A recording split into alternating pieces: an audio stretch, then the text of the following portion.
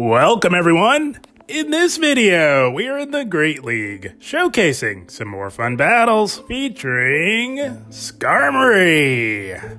Skarmory is the ultimate answer to the very powerful grass types in this meta. The grass types seem to have made a comeback as of late in the Open Great League, and they come in the form of course, the now infamous Shadow Victory Bell on the lead. See a lot more Venusaur leads, and of course we always see those Trevenant leads. Skarmory handles them all. Fighting type leads are also very popular now, and Skarmory handles those as well. But you gotta protect it from the very strong steel types, and there are few better answers to the powerful steel types than good old Diggersby on the safe swap. Diggersby, of course, as mentioned, is here to protect it from the steel types and to provide some nice bulk on this team, featuring a double ground backline, which you don't see too often. And speaking of ground, we've got good old Swampert in the back to close the game strong. Skarmory and Swampert go together like peanut butter and jelly. There are very few cores that complement each other as well as the Skarmory Swampert core. But before we dive into the featured set of the video, we are starting things off with some bonus battles that I thought were tons of fun, and here we go! Shadow Walrein, my goodness, kind of core breaks this team a little bit, guys. But it can be done. You just have to play it wisely and just know what you can and cannot take when you're faced with a very strong core breaker like Shadow Walrein. We know that we tank a Shadow Icicle Spear from this Walrein, no problem. We will shield up the second one because we know that a Sky Attack really does a lot of damage to Shadow Walrein. So we're going to go for Sky Attack number 2 after grabbing a shield from the first one and see what they want to do. And they are going all in on their Shadow Walrein lead, but that is okay. We've got this Walrein within a manageable health range. It did go for that full aggressive farm down, which means that it is absolutely loaded. So we're going to come in with Swampert, tank these Icicle Spears because we know that Walrein often comes paired with poison or ghost in the back, and we know that Diggersby handles them all. And speaking of, there it is, Cofagrigus. Like I said, it just makes solid sense, and it is solid team building to pair Walrein with a ghost type or a poison type or a combination of the two to protect it from the strong fighters. So here we are. We've got a shield advantage, and we go for that big earthquake on the Cofagrigus. And we are about as bulky as a Pokemon gets, so we don't have to shield anything from this Walrein. We tank damage for days, and we're going to look to get rid of it with a Fire Punch. And a Mud Shot will do the trick, taking out the very bulky Ghost-type Cofagrigus. Expecting that Walrein to come back in, but no, they've got a poison type in the back. And if you can see there, guys, we paused for a second to make sure that they could not catch this earthquake as we one-shot the Skuntank, and we had a Hydro Cannon banked. They concede the match. They tried to go all in on the Shadow Walrein, but it just didn't pay off, unfortunately for them. That's going to be a good game. Well played. Having a little bit of vision and a little bit of savvy will always allow you to get around a strong core breaker. But here we go. Azumarill lead. They often compared with at least one ghost type in the form of Sableye, which we see right here. There could definitely be a second ghost type in the back, usually in the form of Alolan Marowak, which is looking pretty good for our Swampert, but we've got the perfect answer to this Sableye right here in the form of Diggersby, of course, with our normal typing. We are double resisting this fast move pressure, and they let the EQ go. That is amazing. And they didn't bother building up to the return the first time around, and they're just going to look to get off some damage with a second foul play. We're going to undercharge the Fire Punch here. Probably could have just completely no-bubbled it, as we only get one Mud Shot worth of energy, but that is okay. Diggersby is tanky. Can we hang on long enough? And we do. Holy smokes, Diggersby. That bulk coming in super clutch as we get off some big damage on the very tanky Azumarill as they do farm down. Skarmory is quite bulky as well. Speaking of bulk, we can tank a Hydro Pump, no problem. We let that go.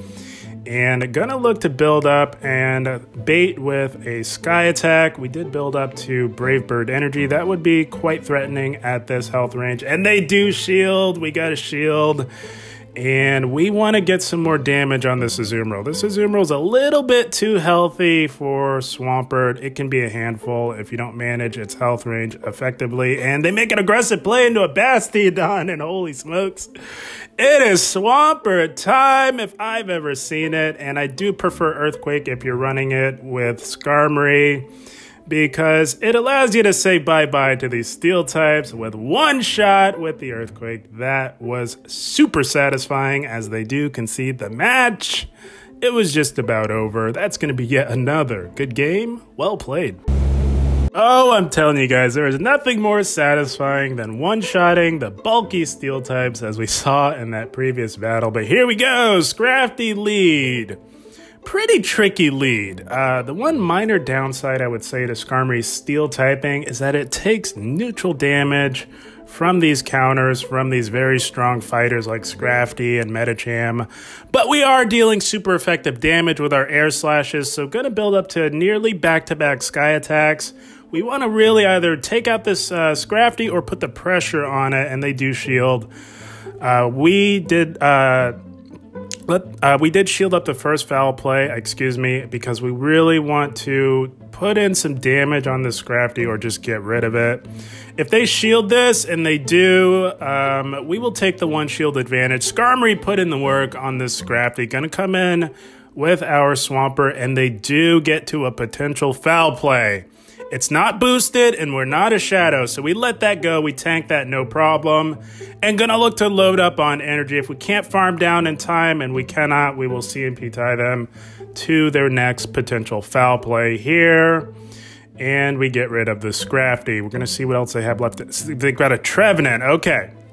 So what we do here is we go for the Hydro Cannon. Although resisted, it does a lot of damage to Trevenant as it is not known for its bulk, as we make an aggressive play into Diggersby, and oh, they've got a Stunfisk in the back.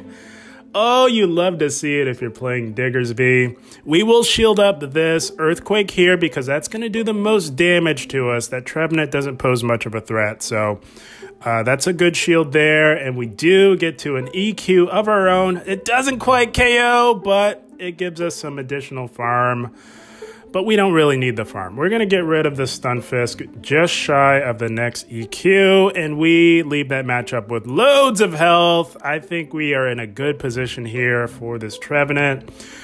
Getting that chip damage was key because a Fire Punch from Diggersby nearly one-shots from this range. And we definitely tank another potential Seed Bomb, no problem, because we are about as bulky as it gets, and they get to the Seed Bomb.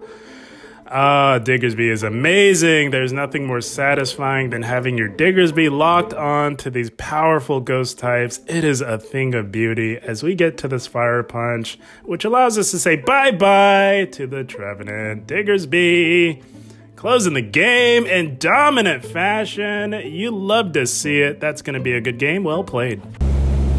Had a blast with those bonus battles as we move into the featured set of the video. Picking up the dream lead in a shiny Alolan Ninetales. They make a play in the Sableye, and it is Diggersby time yet again. Oh, you love to see these Sableye safe swaps when you've got a Diggersby lurking in the back on your team. There is nothing better. They go foul play there, and we are going to look to get off an EQ.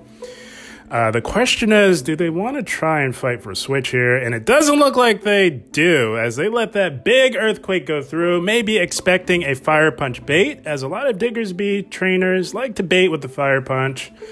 But we rarely bait here. Sometimes it pays to not do that. But we're going to go for the Fire Punch here. And they do shield. So they are putting up a little bit of a fight. And if they shield, we're going to shield as well. Because we know that we dominate Sableye in all even shield scenarios. So if they want to go down on shields, we will gladly do that. But we're going to look to get off another Fire Punch here. And they let it go. I think they finally realized it was not going to happen for them. And Diggersby is in the red. We are close to a Fire Punch. They do come back in with the Charm Alola Ninetales. Going to go for this Fire Punch. They can definitely let it go. That's a sizable amount of super effective damage, and we hang on long enough to get to Fire Punch number 2. I'm telling you guys, the bulk on Diggersby really comes in clutch in these battles. And they've got a Swampert in the back, so we were super quick on the swap. This is looking to be the Technical line with Charm A9 and Sableye and Swampert in the back. They happen to be running a Shadow Swampert here. So we let that first Hydro Cannon go through, knowing that they would not be able to farm down. We will shield up this next one. And we do have back-to-back Hydro Cannons of our own. So going to look to get off this first one, and they let it go. So now I'm thinking we can farm down because it is a Shadow, and it is quite a bit more squishy than the non-Shadow. And this is just about over. We're going to BM EQ the low health A9, and I think they realized it was not going to happen for them as they let it go. That's going to be a good game. Well played. I'm telling you guys, those Charm A9 leads have been all over the place, which makes leading with Skarmory quite nice. And also making Skarmory leads quite nice are these Altaria leads as well, as we are resisting this Dragon Breath fast move pressure with our Steel typing. We throw on immediately because we don't want to build up to the Brave Bird, because I suspect that they will try and catch, they're trying to get a good beat on our timing. They're going to try and catch the next one. We're not letting that happen. That's a good way to get some guaranteed damage on a very bulky Pokemon, while also preserving your energy. So that was the play there. They've got a Registeel here, and we have met this Registeel with our Diggersby. As you can see, we comfortably tank a massively super effective Focus Blast. You would never know that it was massively super effective with how little damage it did, as Diggersby's bulk is quite nice. We go for the Fire Punch to really put the pressure on this Registeel, and they shield, so we will return the shield in kind. I do believe that this Registeel is still a little too bulky to completely farm down, so we will overload. Not going to be able to farm down. Going to just go for a Fire Punch. That's all we need from this health range to get rid of it, and they do let it go. That is amazing. Expecting a Toxicroak in the back. The Altaria lead has been paired with Registeel and Toxicroak as of late, and there it is. Right on cue, they've got a Toxicroak in the back. So it would make perfect sense to come in with Skarmory, but Altaria is a nightmare for our Swampert, especially knowing that we're not running EQ. So we come in with Swampert onto the Toxicroak, and they tried to snipe us with a charge move. Not letting that happen. We were fully expecting that, and we catch that onto our Skarmory. So going to go for a Sky Attack. It is just about within Sky Attack range. They hang on by a thread long enough to get to their second Sky Attack, and we do survive it, no problem. And we're going to look to farm down, but we are quite low. We will not make it to another move. Toxicroak only needed one counter to take us out. We are now even on shields, and this Toxicroak is getting quite low. Our Mud Shots are hitting for super effective damage with its poison typing, and we are going to shield this out of caution. We know that we tank a Mud Bomb, but guys, I've been caught off guard with Dynamic Punch Toxicroaks, so that could have been a Dynamic Punch. There are some mad lads out there running Dynamic Punch Toxicroaks, so we do shield out of caution, and we definitely tank another Mud Bomb. And we had the back-to-back Hydro Cannons, easy peasy, lemon squeezy, bye-bye Toxicroak. Swampert doing what it does best, and that is close the game strong. And that is going to be yet another good game well played. Skarmory double ground, proving to be quite strong in the Great League, but not when you're met with a Stunfisk lead. Gonna go into our Diggersby safe swap here, and they meet us with a Medicham. Oh my goodness.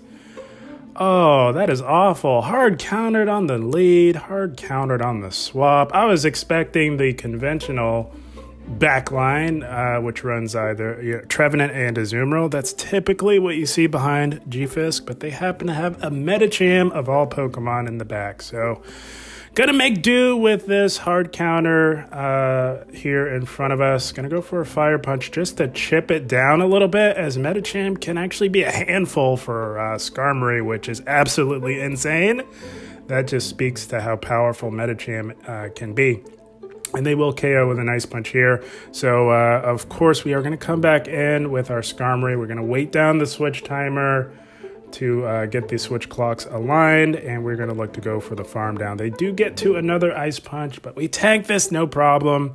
It only hits for neutral damage because we are part steel, and we do get the farm down. So now we got to aggro swap back into the Swampert and hope for the best here. So here we go. We got the Swampert, and they've got a nice shiny Swampert of their own. This is not looking good. It's too much of a 50-50 here with an opposing Swampert, and we've got a rank 8 Swampert, which means that we're not going to be winning too many CMP ties. That is just something that we're fine with it, because we will definitely take the added bulk on our Swampert. But yeah, we don't win too many CMP ties. We're trying our best here. It's not looking too good. It is not trending in the right direction.